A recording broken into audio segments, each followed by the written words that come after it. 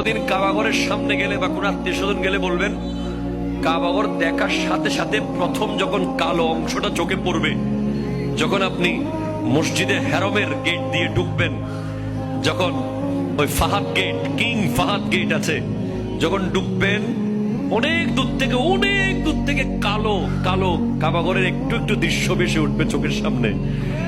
তখন দোয়াটা করবেন, কি দোয়া করবেন কয়টা? যখন কয়টা? একটা দোয়াই কবুল হবে দেখার সাথে সাথে। কাবা ঘর দেখার সাথে সাথে প্রথম যে দোয়াটা করবেন ওটা কবুল করবেন কে? এখন শিখে নেন, অনেক মানুষ জানেন না হিকমত। আপনি একটা দোয়া করবেন, একটাই শেষ, একটা সুযোগ পাবেন আপনি, কিন্তু আপনি এমন এক দোয়া করবেন যেন যতদিন ওখানে থাকেন প্রত্যেক দোয়া কবুল হয়ে যায়।